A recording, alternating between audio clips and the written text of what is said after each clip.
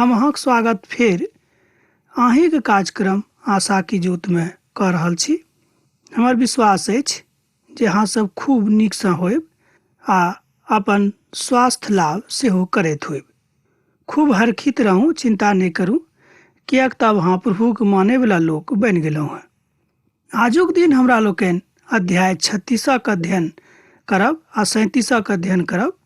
मुदा 36 अध्याय हमरा सभक मिलाप वाला तंबूक बाट में लऽ कऽ आनैत अछि। एकर मतलब यह भेल कि मिलाप वाला तंबूक कोना कऽ बनावल गेलैक बा ई तंबू कोना कऽ बनावल जेतैक तकरा ऊपर हमरा लोकनि अध्ययन कऽ चुकल छी।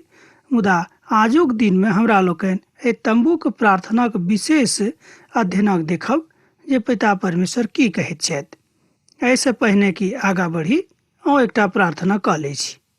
तहन हमरा संगे अहूँ अपन मस्तक के झुकाऊ आ पिता परमेश्वर से आशीष मांगू।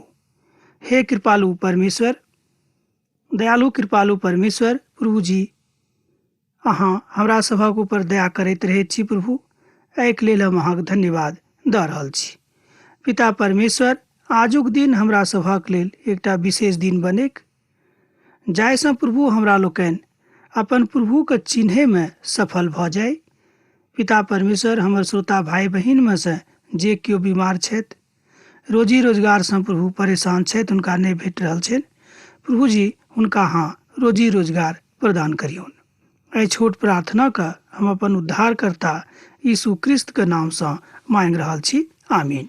हमर भाई बहिन, हम विश्वास करैत छी जे परमेश्वरक वचन सुनबाक लेल अहाँ तैयार होयब। मिलाप वाला तंबू प्रभु यीशु मसीह के मानवीय दैहिक धारणक दिस सेहो संकेत कऽ रहल अछि। एकटा विद्वान कहैत छथिन कि तंबू वाला जे एना कहियो जे मिलाप वाला तंबू अछि से हमरा सभक प्रभु यीशु मसीह के दैहिक धारणा के बा एना कहियो देही धारणक कथा के दिस संकेत करैत अछि। पहिल पद के देखब ते बातक अहाँ खूब नीक सँ बुझि सकलहुँ हैं। बसलेल और ओहिलियाब आ सब कुशल कारीगर जिनका प्रभु एहन बुद्धि आ समझ प्रदान केने रहत जे वो प्रभु के समस्त आज्ञा के मनुख रूप पवित्र स्थानक सेवकाई के लेल सब प्रकारक काज करबाक ज्ञान होइन, वो सब यह काज करता है। एहिठाम पिता परमेश्वर संपूर्ण इस्राएली मंडली के एहि बातक आज्ञा दऽ रहल छथि कि अहाँ सब केओ एहिमे भागीदारी लऽ सकैत छी। मुदा जे केओ विशेष रूपे एहि बातक लेल प्रशिक्षित कयल गेल छथि हुनका अहाँ आगाँ बढ़ा दियौक।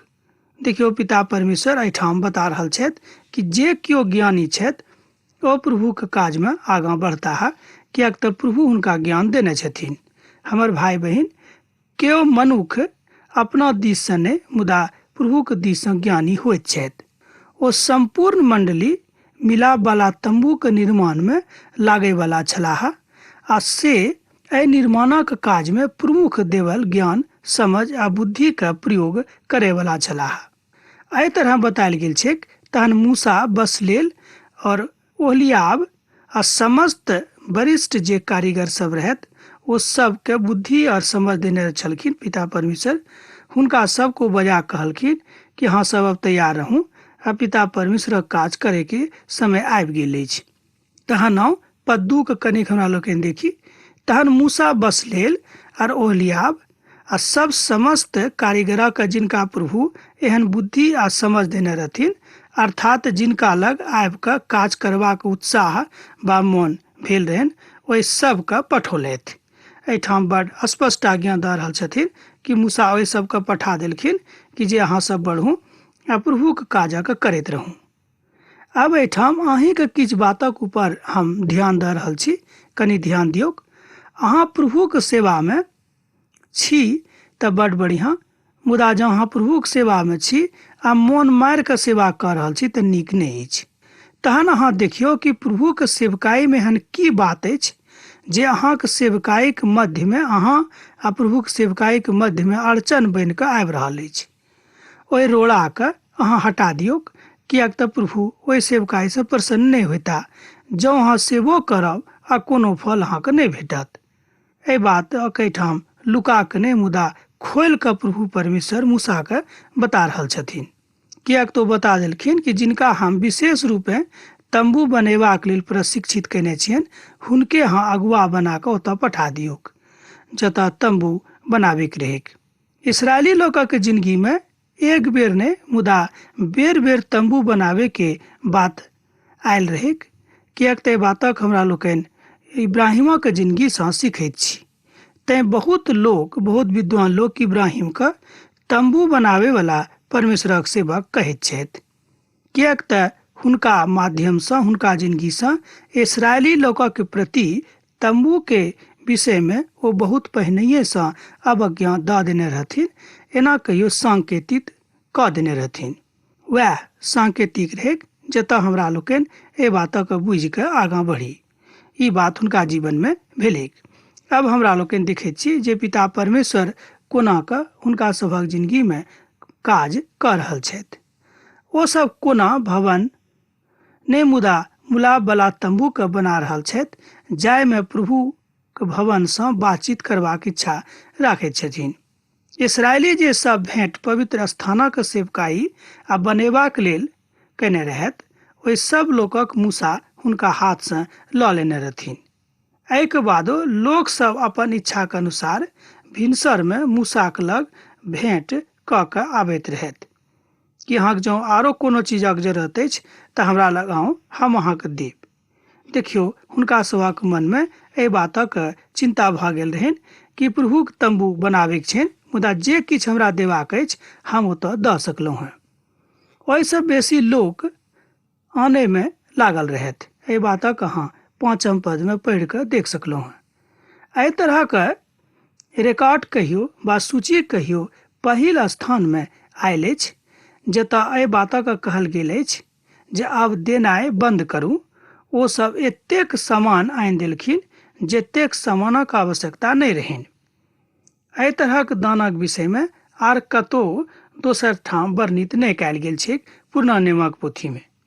वेदीक लेल एहि तरहक दानक बखान आर कतौ नहि देवल जा सकै छै। यह भेलनि प्रभुक दयानक प्रति, एना कहियो कि प्रभुक काजक प्रति महानताक वाचा। ओ सब बुझि गेला है कि जँ हमरा लोकनि प्रभुक नहि देब तऽ हमरा प्रभु कहियो नहि देता है। तहन मूसा संपूर्ण छावनी में एहि बातक प्रचार करौलथि जे पुरुष स्त्री केओ अपवित्र स्थानक लेल भेंट नहि आनब। एहि तरह और लोकक भेंट आनबा सँ ओ रोकि देलखिन। एहि बातक अहाँ 6 पद में देख सकलहुँ हैं 36 अध्याय के। पवित्र पोथी में पहिल बेर एहि तरहक महाप्रावधान कयल गेल रहनि, जहन पवित्र पोथी में ओतऽ बतायल गेलै कि अब अहाँ सब नहि आनब, किएक तऽ जतेक सामानक जरूरत रहेक लगभग पूरा भऽ गेल छैक।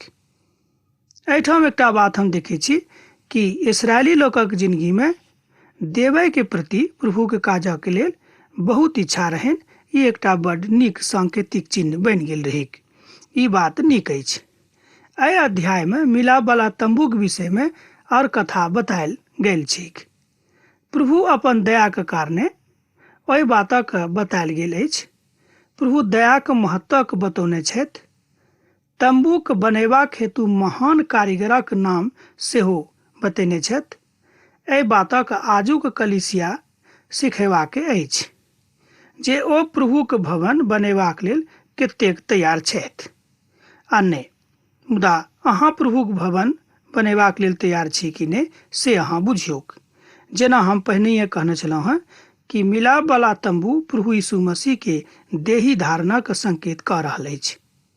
एहिठाम हमरा लोकनि देख रहल छी दोसर पोथी में कि प्रभु यीशु मसीह के आगमन एहि संसार में होबऽ वाला रहेक। अखन धरि तऽ हुनक आगमन नहि भेल रहनि, मुदा आब होबऽ वाला अछि। हमर मित्रवर, हमर भाई बहन, एहि तरह पिता परमेश्वर ओहि सबटा बातक इंतजाम एहिठाम कऽ रहल छथि जे बातक इंतजाम नहि करबाक चाही। अब पद 8 दिस कनिक ध्यान दियौक। काज करऽ वाला कतेक कुशल कारीगर रहथि। ओ निवासक लेल बाँटल गेल सूक्ष्म समीक कपड़ा और नीला बैजनी आ लाल रंगक कपड़ा आ 10 पटक काढ़ल गेल करुआक सहिते बनौलथि। एहिठाम कोना के बनलै से बातक बखान कयल गेल छै। जँ अहाँके लग पवित्र पोथी अछि तऽ अहाँ एहि 8म पदमे पढ़ि कऽ देख सकलहुँ हैं। एहिठाम एहि पदमे मिलाप वाला तंबूके बाह्य चादरा के आवरणक विषयमे बतायल गेल छै। तैयारीके विषयमे सेहो बतायल गेल छै जे ओ सब कोना तैयारी कयलथि। आ ओतऽ एना कहियो कि इस्राएली लोकनि ओतऽ सबटा वस्तुके आनि कऽ कोनाक मूसाक लग दऽ देलखिन। हमर भाई बहिन, एही तरहक तैयारीके जरूरत अहूँके अछि, हमरा सभक जिंदगीके अछि। मान लियौ जो हमरा सब तैयारे नहीं रहब तऽ प्रभुक लग कोना जायब। मान लियौ जो अहाँ तैयारीमे लागल छी तहने अहाँ प्रभुक लग जा सकलहुँ हैं। आ जँ अहाँ तैयारीमे नहीं लागल छी तऽ अहाँ कोना कऽ जा सकलहुँ हैं। मिलाप वाला तंबूक अंदर आ परकोटामे चबूतराके बनायल गेल रहै जे परम पवित्र स्थानक वेदी रहै। मिलाप वाला तंबूक किछु प्रभागक बनावट प्रभु यीशु मसीहके काजक निदान बता रहल अछि।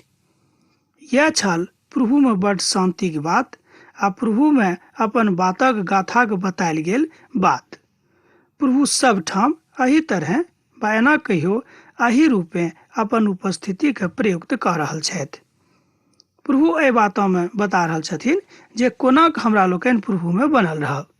हमर मित्रवर, कनेक हमरा लोकनि आजुक दिन तेजीसँ बढ़ि रहल छी, किएक तऽ हमरा सबके दोसरो अध्याय देखबाक अछि। तहन जे मुख्य बात यह भेल कि पिता परमेश्वर वह कारीगरके ओतऽ स्थापित करलखिन मूसाके माध्यमसँ जे कारीगरक ओहिठाम जेबाके आवश्यकता रहनि। अब हमरा सब पवित्र पोथीके 37म अध्यायके दिस ध्यान करब व मनन करब। निर्गमनक पोथी तकर 36 अध्यायमे मिलाप वाला तंबूक महानता आ तकर बाह्य आवरणके आर पर्दाके विषयमे बतायल गेल छै। बस लेल आर हुनक मंडलीक सब केओ प्रभुके मिलाप वाला तंबूके बनाबैमे लागल रहथि। ओ सब महान कारीगर रहथि, बा एना कहियो कि ओ सब कुशल कारीगर छलाह। ई बात बुझनाइ बड्ड आवश्यक थिक। जँ अहाँ एहि बातक नहीं बुझि रहल छी तऽ हम कहब कि कोना अहाँ परमेश्वरक वचनके बुझि सकलहुँ हैं। तहन हम अहाँसँ हाथ जोड़ै छी। प्रभुक वचनक बुझबाक लेल बड्ड जरूरी अछि जे अहाँ प्रार्थनाक साथ बैसू, तहन अहाँ खूब नीक जकाँ बुझि जेबै आ अहाँके कोनो तरहक तकलीफ नहीं हैत। देखियो, पिता परमेश्वर यह बात बता रहल छथिन। मिलाप वाला तंबूक कोना कऽ बनायल जेतैक, एहि बातक योजना एहि अध्यायमे बतायल गेल छै। मिलाप वाला तंबूमे 3 प्रभाग होइतैक आ मिलाप वाला तंबूमे 3 प्रवेश द्वार सेहो होइतैक। पहिल द्वार बाह्य पर्दाक मध्य भागमे होइत, जे पर्दा मुख्य तंबूके चारू कात रहतैक। आ दोसर दरवाजा मिलाप वाला तंबूके मुख्य प्रभागमे हेतैक, जे परम पवित्र स्थानक दिस जाइत अछि। आ तेसर द्वार परम पवित्र स्थानक दिस जाय वाला बाट होइतैक। एना बुझियौ कि जाय बाट दऽ कऽ परम पवित्र स्थानमे प्रवेश कयल जेतैक, ओतऽ तेसर दरवाजा रहतैक। एहि दुआरे हमरा लोकनि बुझि सकलहुँ हैं कि कतेक मेहनतसँ ओहि मिलाप वाला तंबूके बनाओल गेलैक। मुदा ओतऽ पवित्र स्थान बनाओल गेलैक, तकरा बादमे परम पवित्र स्थान सेहो बनाओल गेलैक, जतऽ महायाजकके छोड़ि कऽ और दोसर केओ नहीं जा सकैत रहथि। ई तेसर दरवाजाके प्रयोग महापुरोहितके करबाक रहनि आर दोसर केकरो नहीं।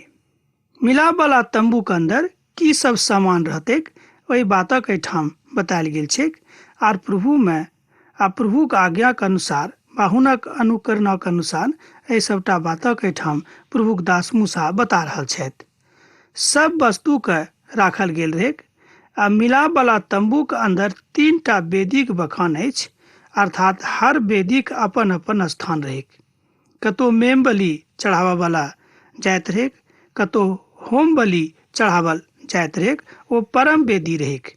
ओतऽ प्रभुक संग कथा करबाक स्थान रहैक। ओहिठाम महायाजक बा प्रार्थना आ पवित्र आचरणक व्यवहार करलाक बादे जाइत रहथि। एकटा बात एहिठाम जे परम पवित्र थिक, परम आनंदक थिक, मुदा एहिमे एकटा बात आरो लुकायल अछि जे परम सत्यके साथ साथ परम जानकारी के थिक। ओ थिक कि जे केओ ओहिमे बुझियो नाम परम पवित्र स्थान में जँ आचरणक व्यवहार कऽ कऽ नहि जाइत रहथि तऽ ओहिठाम जाकऽ फँसैत रहथि। यह एकटा वह वेदी रहैक जतऽ पिता परमेश्वर एहि बातक बता रहल छथिन। एक वेदी प्रभु यीशु मसीह के क्रूसक दिस इशारा करैत अछि, कनिक ध्यान दियौक।